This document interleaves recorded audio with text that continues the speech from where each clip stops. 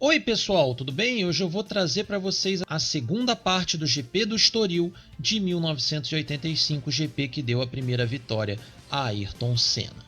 Antes de mais nada, é importante lembrar que o caso Arnoux continuava repercutindo na mídia europeia, ok?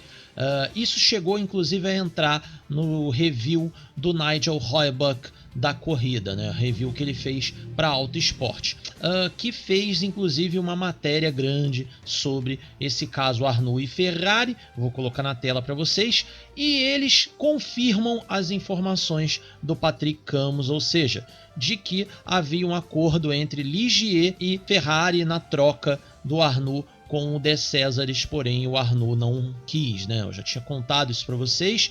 A Autosport ela dá valores diferentes, ela dá valores na casa dos 600 mil dólares, enquanto, né, o Anthony Pritchard, que fez a obra dele muito tempo depois, como eu disse a vocês, dá valores na casa de 1 milhão de dólares, e o Patrick Camus, se eu não me engano, deu valores na casa de 650 mil dólares, né? Vocês viram naquele vídeo. Bom, enfim. Independentemente dos valores, a questão é que o Arnoux deu entrevistas ao Autosport, tá na tela aí para vocês, onde ele confirma que houve um acordo bilateral e que ele vai usar esse dinheiro e esse tempo para descansar, se recuperar. Ele inclusive culpa a Ferrari pela sua lesão, ou seja, ele diz que a carga de testes que era imposta aos pilotos era muito intensa, era uma carga de testes muito grande, uma quilometragem muito grande, e isso piorou muito as condições físicas dele, ok? Ele acusa o time disso. A Autosport já ventilava questões sobre Arnoux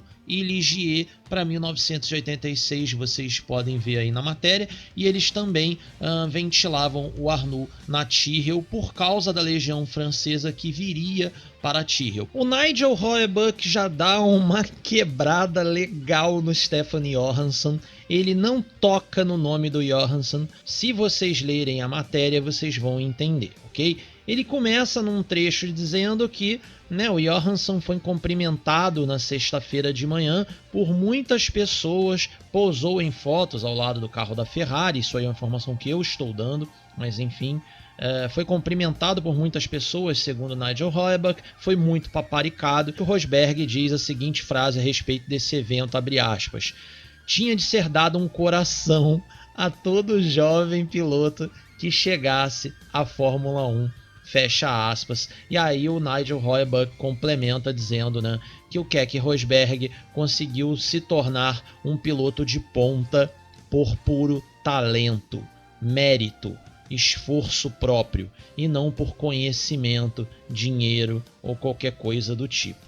Ou seja, na minha opinião, ele está dando uma puxada de orelha aí no Stefan Johansson, que, como vocês sabem, teve uma forcinha para conseguir esse assento na Ferrari, ok? Então, enfim, eu senti isso na narrativa, vocês leiam depois, né, se for a opinião de vocês também, ok? Eu senti que ele deu uma bela indireta para o Stefan Johansson, né, dando conta de que pilotos já estavam conseguindo assentos na Fórmula 1 por conhecimento ou por dinheiro, isso só ia piorar, ok, ao longo dos anos. Mas o Nigel Heubuck já estava detectando esse fenômeno acontecendo, vamos dizer assim, na Fórmula 1. Fenômeno esse que eu falo muito sobre isso, ele começa a ser meio que detectado ali em 84, 85, ok? Vários pilotos vão começar a atingir o top level do esporte simplesmente por conhecimento, por dinheiro. Enfim, as revistas vão começar a noticiar esse tipo de coisa e criticar esse tipo de coisa. Lembrem do review da Zack Speed, quem não assistiu, assistam, ok? Que o Zakowski dá uma puxada de orelha forte em todo mundo da Fórmula 1. Então, enfim, assistam aquele review que vocês vão entender o que eu estou dizendo. Na Ferrari, após os treinos, o Alboreto reclamou demais mesmo, ok? Da falta de tração do carro nas saídas de curva e como o carro era understeer, ou seja, como o carro saía de frente nas entradas de curva do Autódromo do Estoril, ok? Então ele estava bem insatisfeito com o setup do carro, né? Ele usa a palavra nervoso, arisco, o carro estava muito nervoso, né? enfim, não atacava o apex da curva, e na saída, quando você dava acelerador, o carro saía de traseira, ele tinha que esterçar o volante toda hora, né, para manter o carro dentro da pista. Outra questão que repercutiu bastante após os treinos foi aquele acidente entre Ed Cheever, Patrese e Mansell. E aí o bicho pegou dentro da Alfa, é isso mesmo. O Ed Cheever acusa o Patrese de ter causado o acidente. Ele diz que colocou do lado para ultrapassar o Mansell e o Patrese simplesmente errou o ponto de frenagem e bateu no carro do Cheever, que bateu no carro do Mansell, ou seja, fez ali um boliche, né? Enfim, o Patrese, que sempre foi um belo de um criador de caso, o Patrese vai acusar o Ed Cheever de ter fechado ele. E aí eu fiquei pensando, como que o Ed Cheever vai fechar o Patrese se o Ed Cheever estava na frente do Patrese, ao lado do Mansell, ultrapassando o Nigel Mansell? O que eu só posso imaginar é que o Patrese tentou na freada ultrapassar os dois, e aí foi surpreendido pelo Cheever, que colocou do lado, né? Na verdade, o Cheever não fechou, o Cheever deve ter ido também para fazer a ultrapassagem no Nigel Mansell e foi surpreendido pelo Patrese, que tentou o mesmo movimento. Ou seja, o Patrese tentou ali uma manobra ousada, ultrapassar dois carros numa freada, né? Enfim, coisa ali da legião italiana que só tinha piloto doido. Conclusão da história: o Patrese gerou o acidente, isso foi meio que comum entre todos ali do meio da Fórmula 1, né, no paddock, enfim, tudo mais. E o Mansell deu entrevistas, coitado, dizendo o seguinte: eu só estou feliz que não me culparam dessa vez pelo acidente. Juro pra vocês que o Mansell diz isso, tá escrito aí no review da Autosport. É o que eu falo, era um Nigel Mansell muito nervoso, muito acuado. Todos os acidentes que ele era envolvido, ele era o culpado, as pessoas arrumavam um jeito de culpá-lo, a imprensa britânica culpava ele de tudo, até, por exemplo, no acidente do Brasil, onde ele é sim tocado por trás pelo Alboreto, ele foi culpado. Vocês viram em todos os reviews que eu mostrei para vocês, né? O Alan Henry, o Dennis Jenkinson, enfim, todo mundo culpando o Nigel Mansell pelo acidente, ok? Sendo que, coitado, ele foi uma vítima ali, ele tava um carro inteiro na frente do Alboreto, o Alboreto é que erra o ponto da frenagem, e o Alboreto ainda é cara de pau de dar entrevistas no Brasil dizendo que o Mansell tentou uma manobra ousada demais, ou seja, tentou ganhar a corrida na primeira curva, sendo que o Alboreto tinha toda a pista livre do lado direito dele, ele poderia simplesmente tirar o carro da traseira do Mansell e ele não fez isso, ok? Então, enfim, e até era fácil, porque você culpava o Nigel Mansell e pronto, a mídia toda caía em cima e isso era tomado como verdade, lembrando a vocês que eram os anos 80, né? Você tinha que ir procurar com os fotógrafos quem tinha a foto do acidente, né? E se ninguém tivesse, né, ficava com a versão que o pessoal quisesse. E como a mídia italiana defendia a todo custo os seus pilotos, né, e a mídia britânica atacava a todo custo os seus pilotos, pronto, estava fechado aí o desfecho do acidente, culpa do Mansell, mas a gente sabe que não foi isso o que aconteceu na época, né? Eu coloquei fotos para vocês na tela, e aqui no Estoril não, né? Por um milagre, de novo, né? O Nigel Mansell se envolveu num acidente com uma escuderia italiana e com um piloto italiano, e dessa vez os próprios pilotos começaram a brigar entre si e não culparam ele, né? Outra questão relevante aí sobre os treinos é que o Nelson deu entrevistas dizendo que a pista estava extremamente suja fora do traçado ideal. Outra crítica que o Nelson fez aí foi sobre incapacidade de melhora de desempenho e de gripe do carro. Ele diz que o carro não tinha gripe algum e que não tinha muito o que fazer para melhorar, porque, né, os pneus eram o calcanhar de Aquiles deles no final de semana. Ele não usa esse termo exatamente, ou seja, ele não acusa exatamente a Pirelli, porém, isso é uma conclusão seguinte ao comentário dele feita pelo Nigel Heuberg, né? Vocês sabem que o Nelson era um piloto já muito à frente do seu tempo, ele não ia ficar criticando a fornecedora de pneus em público, ele nunca fez isso, nem com pneus, nem com motor, nem com chassi, nem com ninguém.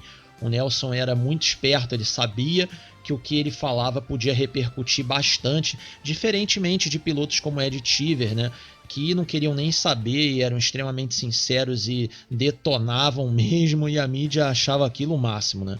Mas enfim, o Nelson já era bem esperto, ele já tinha quase que um media training natural. Nick Lauda também era assim, ok? E o Nelson dá a entender que os pneus são o problema, porém ele não afirma isso. E aí, né, muito sabidamente, o Nigel Heuerbuck, bom, né, racing reviewer que é, ele pega e diz, olha, o Nelson está sim reclamando dos pneus, os pneus não estão funcionando aqui no autódromo do Estoril. Então, inclusive o Nigel Heuerbuck faz uma brincadeira dizendo que durante esse GP haviam, né, como se fossem duas classes, a classe Goodyear e a classe Pirelli, ou seja, duas categorias diferentes devido ao ritmo absurdo que a Goodyear estava impondo frente à Pirelli. E aí ele brinca no final dizendo que na verdade haviam três classes, Senna, Goodyear e Pirelli. Ou seja, o Nigel diz que o Ayrton estava um ponto à frente ali de todo mundo, ele estava dominante todo o final de semana, ele estava muito mais rápido do que todos os outros pilotos. Outro que repercutiu bastante aí sobre a questão dos treinos foi o Stefan Johansson, porém ele se defendeu dizendo que precisava de mais quilometragem, precisava de mais tempo para conhecer melhor o carro, né? Lembrando a vocês que o carro da Ferrari não estava tão bom assim para o final de semana aqui do Estoril. O Johansson teve uma rodada durante uma das sessões, também teve uma quebra de caixa de câmbio que tirou ele de uma das sessões, ou seja, o Johansson estava num final de semana conturbado, né, e enfim, isso acabou se refletindo no desempenho dele, ele teve realmente muito pouca quilometragem, muito pouco tempo de pista. Falando de Ferrari, vocês lembram no vídeo passado que no review da GPI foi dito que a Ferrari usou apêndices aerodinâmicos e que ela desistiu de usá-los durante o final de semana aqui do Estoril, ou seja, colocou no carro, testou, não deu certo e tirou? Eu descobri que apêndices foram esses e por que ela removeu do carro. Aqui no review da Autosport, o Alboreto diz que a Ferrari usou aquelas asas, mini asas traseiras em cima dos side pods, igual a Lotus fazia. O problema é que, segundo o Alboreto, eles não ganharam nada de gripe com isso e muito pior, né? Eles perderam velocidade de reta, ou seja, aumentaram o drag do carro, né? Então, enfim, já que está perdendo em reta e não está ganhando nada em curva, arranca fora. Então, todo o trabalho de desenvolvimento dessas asas em cima dos side pods, simplesmente eles arrancaram tudo do carro, tá bom? O warm-up foi feito debaixo de chuva, teve o Prost sendo mais rápido, seguido do De Angelis, depois das Ferraris do Johansson na frente do Alboreto, ok? E um outro que surpreendeu todo mundo foi o Jonathan Palmer com o Zach Speed fazendo o 9º tempo debaixo daquela pista encharcada, ok?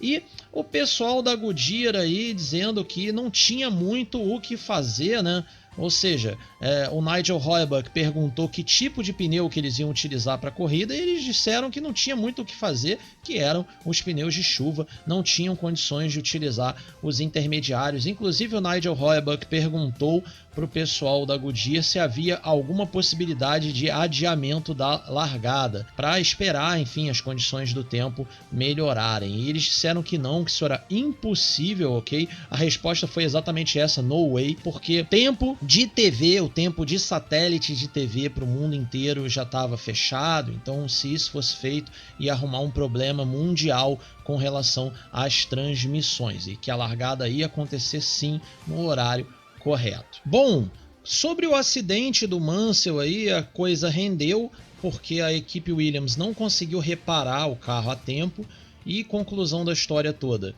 né? O Mansell teve que largar dos boxes, a Williams se atrasou para refazer a frente do carro, até porque, segundo Nigel Heuerbuck, o Rosberg também bateu o seu carro numa das sessões, e aí a Williams colocou o Rosberg no spare car e o Mansell teve que esperar o carro ficar pronto e o carro não ficou pronto. Conclusão, ele largou dos boxes, né? Aí a Williams atrasou muito o reparo desse carro. O Patrick Head, inclusive, ainda deu entrevistas dizendo que a solução para isso tudo no final de semana foi que eles trouxeram várias frentes o carro, né? Então isso acabou dando a eles a possibilidade de fazer esse reparo. Se fosse num fim de semana normal, talvez eles não tivessem tido essa possibilidade, né, de reparar o carro do Mansell. Mas enfim, o Nigel largou dos boxes, fez inclusive até uma bela corrida. Ainda sobre esse acidente, a relação entre Patrese e Cheever estava tão ruim que o Ed Cheever, segundo Nigel Heubuck, foi nos boxes da Williams pedir desculpas ao Frank Williams e ao Nigel Mansell, dizendo ao Frank que não foi culpa do Mansell e também não foi culpa dele, né, Ed Cheever. Ou seja, ele literalmente foi lá na Williams culpar o Patrese pelo acidente, né? Enfim, pedindo desculpas em nome da Alfa Romeo. É uma confusão danada, realmente o Patrese é um criador de casos, ele nunca teve uma relação muito boa com nenhum companheiro de equipe, e o primeiro mole que ele deu, obviamente que o Cheever fez questão de, né, detonar com o Patrese, né? Enfim. Lembrando a vocês que a relação dele já é ruim desde 84 por brigas pelo carro reserva, né? Carro reserva que também foi um problema na Williams aqui no Estoril, né? Como vocês viram no vídeo passado, a Williams teve que dar o carro reserva ao Mansell na sessão para que o Mansell virasse tempo. Ele fez isso e aí no sábado, né, enfim, a Williams tentou fazer o reparo dessa frente, não conseguiu, só ficou pronta a frente do carro nas vésperas da largada. Sobre o Senna e a Lotus eu tenho um problema nos meus reviews. O Fred Sabino, que também é um historiador do automobilismo brasileiro, ele dá conta de que o Ayrton teve uma quebra na caixa de câmbio durante o warm-up. Ele foi para a corrida com carro reserva. Até aí, ok. De fato, o Ayrton não andou no warm-up. O problema é que, ok, isso é só um detalhe, tá bom? Tudo no resto do review bate. O problema é que o Fred dá conta de que o Ayrton não tinha andado no carro reserva em todo o final de semana. E o Patrick Camus diz que o Ayrton andou sim no carro reserva porque teve uma falha de embreagem no início do final de semana de GP. Enfim, aí fica aquela situação. O Fred diz que o Ayrton fez a prova com o carro reserva. No review da Autosport do Nigel Heubuck não tem nada sobre isso. No review da GPI do Patrick Camus não tem nada sobre isso, né? O Tony Dodgins não tem nada sobre isso no livro dele Na Carreira sobre o Ayrton. O Ibrahim Malik não tem nada sobre isso. Christopher Hilton também não tem nada sobre isso, porque eu já procurei. E o Tom Rubiton, sim, o Tom Rubiton, que tem uma ótima biografia também sobre o Ayrton. Tom Rubiton, que ficou famoso, né, pelo livro Rush to Glory, que virou o filme Rush, né, da disputa do Nick Lauda com o James Hunt. O Tom Rubiton diz que o problema do Ayrton, na verdade, foi um problema que ele sentiu no carro. Como assim? Eu vou explicar para vocês. O Tom Rubiton diz que o Ayrton pediu para os mecânicos da Lotus, para o Peter Warren, enfim, para que eles trocassem o motor do carro, porque ele sentiu que o motor perdeu potência. E o Tom Rubiton deixa claro que a Lotus trocou o motor durante o warm-up, ou seja, não trocou o carro. O Ayrton não fez a prova no spare car. Aí eu tô com essa inconsistência, ok? Em nenhum review dá conta de que o Ayrton fez a prova no spare car, né, e nem nos livros. Inclusive o Fred fez um trabalho muito legal, né, com os tempos de volta e quanto o Ayrton conseguiu de vantagem e quais voltas que ele não foi o mais rápido, né, que foram pouquíssimas as voltas onde ele não foi supremo, ok? Mas enfim, esse é um ponto onde existe uma inconsistência, ok? E eu já procurei em todo o meu arsenal aqui e infelizmente eu não consegui resolver essa inconsistência aí que o Fred gerou, ok? O Fred gerou aí um problema que eu não estou conseguindo resolver. Seria interessante se a gente conseguisse a fonte do Fred, né? Porque ia acelerar um pouco a minha vida aqui, né, na procura. Ainda sobre essa questão, no review da Autosport, o Ayrton concede entrevista ao Nigel Heubuck. Tem as aspas e o texto dele aí na tela, aonde ele confirma a informação né, que o Tom Houghton traz no seu livro, ou seja, ele trocou o motor e a caixa de câmbio. Essa é a informação que o Ayrton dá ao Nigel Heuerbuck. Ele não cita o fato de ter trocado de chassi, ou seja, de carro, ok? Outra questão interessante aí é que o Peter Orr, no livro do Tom Houghton, relata que o Ayrton estava extremamente relaxado e calmo durante esse período do warm-up da manhã, ok? Que até surpreendeu o Peter Orr, porque ele diz que qualquer piloto, né, no lugar do Ayrton, ia estar extremamente ansioso, né, por ser a sua primeira pole position, estar largando na ponta, né, enfim, ponteando o primeiro GP, etc. e tal. E o Peter Orr diz que não, que o Ayrton estava super tranquilo, trabalhando inclusive com os engenheiros da Renault para que o motor ficasse o mais dócil possível, o mais responsivo possível, ou seja, com o mínimo de turbo lag, né, sem perder tanta potência, ou seja, achar esse ponto de equilíbrio aí dos motores, né? E claro, sem também, né, extrapolar no consumo de combustível, segundo Peter Orr. Então, enfim, eles trabalharam a manhã inteira, né, no mapeamento de injeção do motor Renault. É bem interessante isso. E o Peter fala, né, que era um Ayrton muito confiante, muito calmo e principalmente muito técnico. Aliás, guardem essa informação, porque a gente vai trabalhar algumas questões a respeito do Ayrton com a Renault no desenvolvimento de motores, ok? Eu tenho depoimentos de pessoas de dentro da Renault. Isso vai se repetir na era Honda, tá bom? O Ayrton vai ser um desenvolvedor muito importante na Honda. A Honda vai inclusive modular os motores à vontade do Ayrton.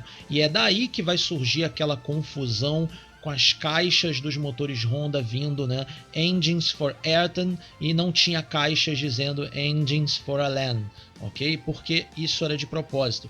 O Ayrton fazia os motores dele com a Honda perante a sua vontade, perante o seu desenvolvimento, o seu gosto, e enfim, ele vai fazer um trabalho semelhante aqui na Renault. Inclusive, segundo Tom Houghton, não era de praxe da Renault usar pilotos para fazer o seu desenvolvimento, ela usava o seu corpo técnico, e o Ayrton meio que foi o primeiro piloto Renault a fazer esse tipo de trabalho, a desenvolver motores junto com a montadora, e ele fala isso exatamente aqui nesse GP do Estoril. Muito provavelmente o Houghton faz esse comentário motivado, né, pelas declarações do Peter Orr, e ele acaba contando isso aqui no GP do Estoril. Um outro ponto que eu quero trazer para vocês é que o Tom Houghton dá conta de que o Brian Hart, sim, o Brian Hart, que fazia os motores Hart, que trabalhou com a Ayrton na Toleman, o Brian Hart andava pelo paddock dizendo para todos o seguinte, abre aspas,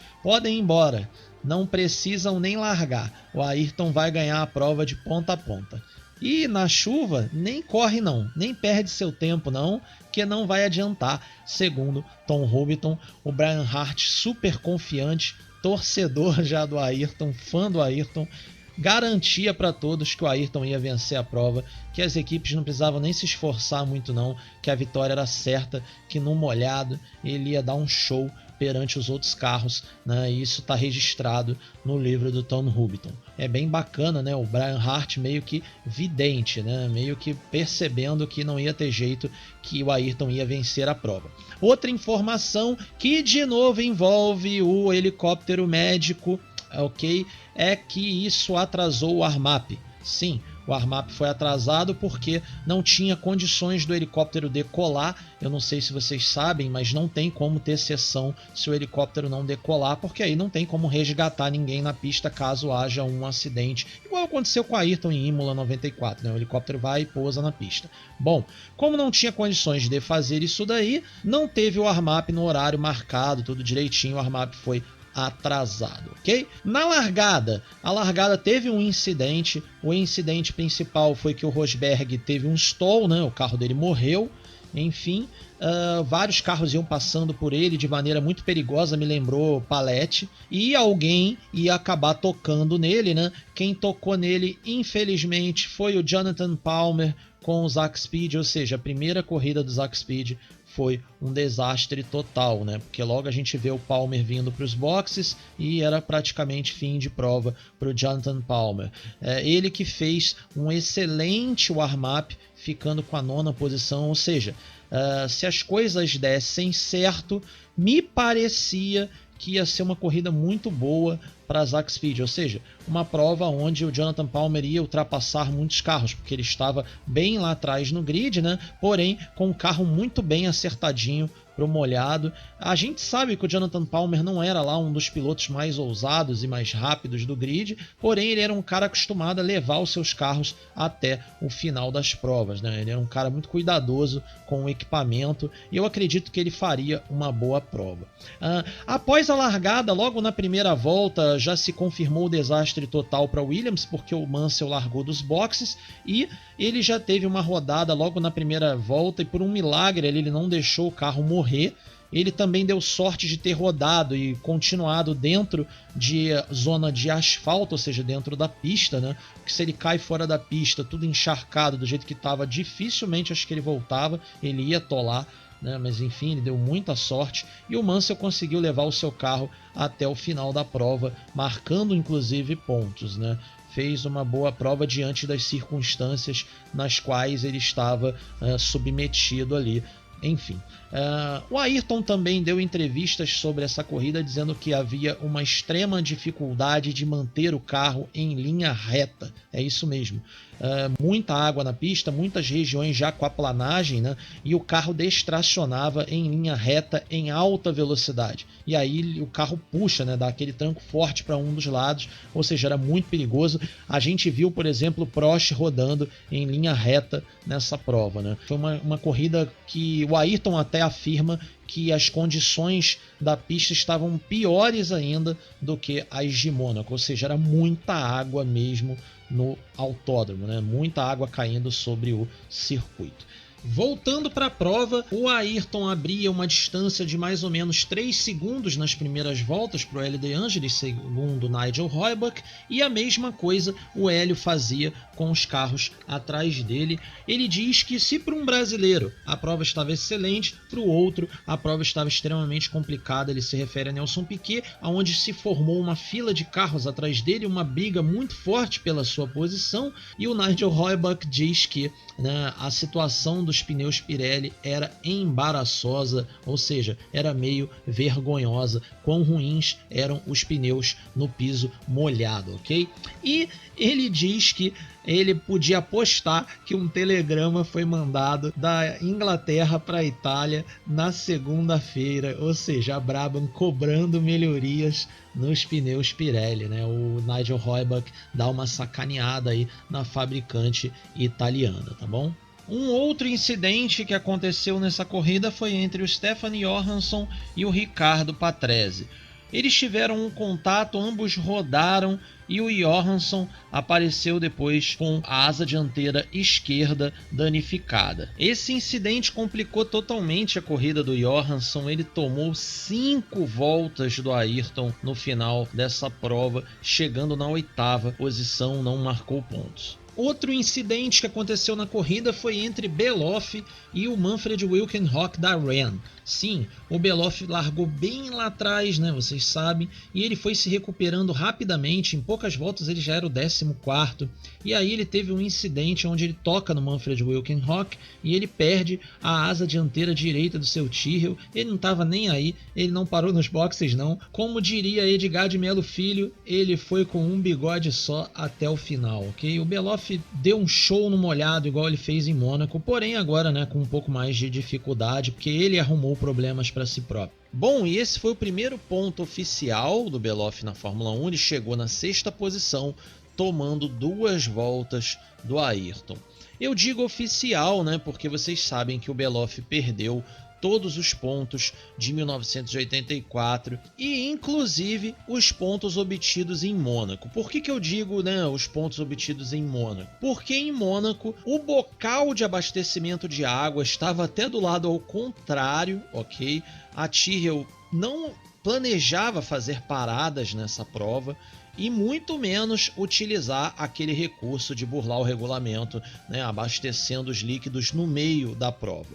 A corrida foi feita com chuva também lá em Mônaco e, enfim, não teria condições de você fazer uma parada, isso arruinaria a corrida. Toda a vantagem de peso que eles teriam, né, eles iam ter a corrida arruinada por caírem lá para trás no pelotão. Então não faria nenhum sentido fazer uma parada em Mônaco no molhado, né? Você ficaria preso numa tática de retrain de alguém a corrida inteira, ou seja, com alguém te retendo e você não conseguindo a ultrapassagem ou perdendo muito tempo para isso.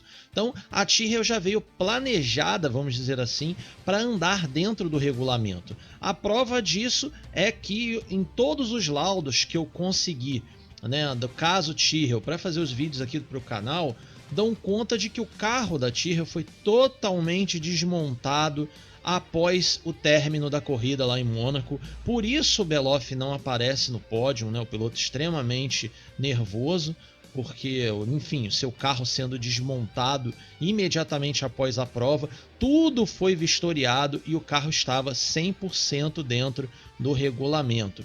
A Tyrrell foi punida de maneira retroativa, né, por coisas que ela praticou antes e depois do GP de Mônaco, porém não no GP de Mônaco. Ou seja, como a Tyrrell foi excluída do campeonato, perderam então os pontos de Mônaco, o que eu acho extremamente injusto, ok? Já que o carro estava 100% dentro do regulamento. Você não pode punir um time pelo que ele fez depois ou pelo que ele fez antes e você não descobriu.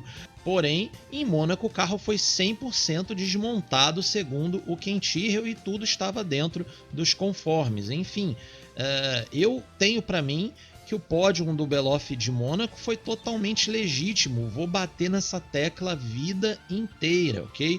Foi extremamente injusto o que fizeram com esse piloto, mas enfim, ele perdeu todos os pontos de 84 e esse então foi o seu primeiro ponto na Fórmula 1. Beloff que ainda conseguiria um quarto lugar nos Estados Unidos antes de ter o acidente que ia tirar a sua vida no GP de Spa, né, do WSC em 1985. Bom, e se a prova foi muito boa aí para o Beloff, ela não foi nada boa para o Brundle. O Brundle teve uma quebra de transmissão na volta 20. Outro que também teve problemas foi o Lauda. Ele teve uma quebra de motor e abandonou na volta 49. O Ed Cheever também teve quebra de motor e abandonou na volta 36. Foram as únicas quebras de motor aí da corrida. O Nelson teve um abandono no mínimo curioso e muito raro. É muito raro de acontecer isso no automobilismo. O Nelson abandonou por handling. É isso mesmo.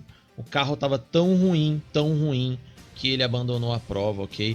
Estava impraticável pilotar com os pneus Pirelli naquela chuva toda. Os pneus simplesmente não estavam dando conta. O Nelson deu entrevistas ao Autosport dizendo que parou por motivos de segurança. Não dele, Nelson Piquet, e sim dos outros pilotos, né, que estavam num ritmo muito forte. Ele se refere aos pilotos Goodyear. Para vocês terem noção, a diferença de tempo de volta do Ayrton para o Nelson era na casa dos 7 segundos e meio, ou seja, algumas voltas isso ainda era maior, né, segundo Nigel Heubuck. Então, conclusão da história toda, estava extremamente perigoso para o Nelson, né, com aquele spray todo, carros vindo muito mais rápido do que ele em determinado momento da prova. No início, até que o ritmo da Brabham era ok, porém, né, assim que a chuva foi aumentando e a pista foi encharcando, a coisa foi complicando para a Brabham. Era praticamente impossível manter o carro na pista. O Nelson tentou exaustivamente. Quando ele viu que não tinha mais jeito, aí ele parou, porque não ia ter jeito. Ele ia acabar se machucando ou machucando alguém. Ele foi muito prudente, né? O Nelson já era bicampeão mundial, era um piloto muito experiente já, com muitos GPs nas costas, viu companheiros de trabalho morrerem na pista. Então então ele tinha a noção do perigo, né? Ele sabia que não ia marcar pontos, então era estúpido, simplesmente ia ser estúpido ele manter um carro na pista que não tinha condições de correr, porque os pneus não tinham condições de entregar alta performance, né, no nível que a Fórmula 1 exige. Seria totalmente estúpido ele manter o carro na pista, e ele simplesmente parou por handling. O Hélio vinha na segunda posição, porém, segundo Nigel Heuerbuck, ele teve um incidente com Michele Alboreto. Ele saiu da pista, teve muita habilidade, segundo Heuerbuck, para controlar o carro e trazer de volta, né? Sem deixar morrer, sem rodar, sem atolar, enfim. Conseguiu trazer o carro de volta para a pista, porém teve um pneu furado e, enfim, esse pneu furado fez ele perder posições, né? Acabou caindo para a quarta posição no final da prova. O També fez uma corrida conservadora do início ao fim, né? Acabou se dando bem, chegando na terceira posição. O Alboreto fez uma corrida bem aquém das capacidades dele, porém foi suficiente para que ele terminasse na segunda posição. É bom também relevar o fato aí de que o carro da Ferrari não estava muito bom, né, nesse final de semana do Estoril. O carro não performou bem todo o final de semana. Os pilotos reclamando bastante, o carro estava bem nervoso. Mas enfim, o Alboreto foi o único piloto na pista que não tomou volta do Ayrton. Bom, e vamos então aí para o resumão final, né? O Alboreto terminou a prova na segunda posição, tomando 1 minuto e 2 segundos do Ayrton. O També terminou na terceira posição, tomando uma volta. O Hélio terminou na quarta posição, tomando uma volta. O Mansell, numa corrida incrível de recuperação, né? Que o Nigel Heuerbuck trata essa corrida com um pouco mais de parcimônia do que o Patrick Camus. O Patrick Camus usa o termo corrida heróica, enquanto o Nigel Heuerbuck, né, trata essa corrida como se fosse uma corrida de redenção para o Nigel Mansell. Fantástico Stefan Beloff na sexta posição, né, marcando um pontinho, tomando 2 voltas também do Ayrton, né? É incrível como em corridas onde as condições são extremamente adversas, pilotos como Beloff e Senna tornam a ser protagonistas, né? Impressionante, em Mônaco foi a mesma coisa. Bom, em sétimo, Derek Warwick com a Renault. O Johansson tomando 5 voltas foi o oitavo. O Ghinzani tomando 6 voltas foi o nono. Daí em diante, né, a gente teve o Wilkenhock, que tomou 17 voltas. É óbvio, ele ficou parado muito tempo por causa, né, dos problemas, né, que ele teve. Vamos lá então. O Niki Lauda saiu da prova na volta 49 por problema de motor. O Ed Tiver saiu na volta 36 também por problema de motor, porém essa pane foi elétrica. E aí vocês vão me perguntar, mas Felipe, como assim? É motor ou é elétrica? Eu vou explicar para vocês. O Ed Tiver, ele tinha tido um problema durante o warm-up. A Alfa achou que o problema era elétrico. Ele dá essa entrevista explicando isso direitinho para o Autosport. Os mecânicos fuçaram pra caramba na parte elétrica para tentar detectar o problema, não encontraram. Em cima da hora da largada eles decidiram trocar as velas do motor e aí resolveram o problema. O problema do abandono em si foi que mexeram tanto na parte elétrica do carro que simplesmente o motor apagou no meio da prova. O Alan Prost rodou sozinho na reta, né, e aí abandonou porque quebrou o aerofólio traseiro. O André de Césares abandonou por handling. O Piquet abandonou por handling. O Butsan teve problemas elétricos, o Brundle teve problema de transmissão, e aí veio aí uma galera que rodou ou bateu ou qualquer coisa do tipo. Eu vou colocar para vocês como acidente, ok? Mas aí vocês considerem rodada, piloto que rodou e deixou morrer, piloto que atolou, enfim, entendam dessa forma. O Baldi aconteceu esse tipo de problema. O Rosberg rodou sim, bateu no guardrail, inclusive o carro dele voltou para a pista, que eles chamam lá fora de bounce, né? Ricocheteou e voltou para a pista, né? Inclusive perigosamente. O Laffite teve problemas de handling. O Berger também teve abandono por acidente. O Martini também. Patrese também. Alliot também. O Renault teve problemas elétricos e o Palmer teve, enfim, o problema na suspensão no acidente da largada, ele já abandonou logo na segunda volta. Esse foi o GP do Estoril de 1985, GP que deu a primeira vitória a Ayrton Senna, né, e que já foi logo um hat-trick, né? Vitória, pole position e volta mais rápida. Eu vou deixar vocês com a chegada na voz de Galvão Bueno. Todas as categorias inferiores, no seu primeiro ano numa equipe competitiva. Ele vem pela reta, o diretor da prova faz outro sinal. Olhou o cronômetro, bandeirada para ele, Ayrton Senna! Ayrton Senna vem do Grande Prêmio de Portugal! Em 1985, ele tirou o pé de uma vez, o Nigel Mansell jogou o carro fora. Ele já abriu o cinto, ergue os braços. Ayrton Senna faz a sua festa no Estoril.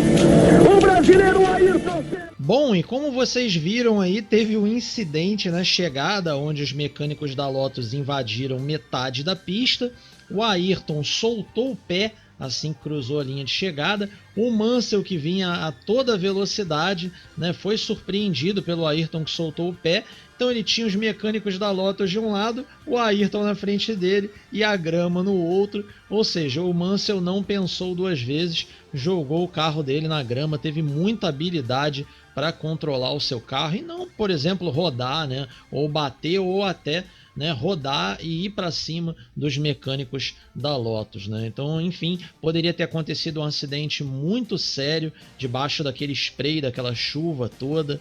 Enfim, o que aconteceu foi que o grupo FISA e FOCA proibiram totalmente esse tipo de comemoração a partir de então. A gente tinha visto algo semelhante com a McLaren em 84, né, quando o Nick Lauda cruza e ganha o título mundial, e enfim, a última vez que a gente viu isso foi aqui com a Lotus em 1985, o que era normal da Lotus, né, nos tempos de Colin Chapman. Enfim, o time invadir a pista e o Chapman jogar o boné, né? Mas enfim, foi a última vez que isso aconteceu. O Nigel Heuerbuck termina o seu texto de maneira bem emocionante, dizendo mais ou menos o seguinte, abre aspas, ele se pergunta: o torcedor português que veio ao autódromo essa tarde assistir esse grande prêmio pode dizer que perdeu o seu dinheiro? E aí ele responde: se a gente for avaliar a corrida numa balança, pode ser até que no primeiro momento ele pense que sim. Porém, é muito importante deixar claro que daqui a uns anos esse torcedor vai poder dizer que foi testemunha da primeira vitória de Ayrton Senna. Eu espero que vocês tenham gostado do vídeo.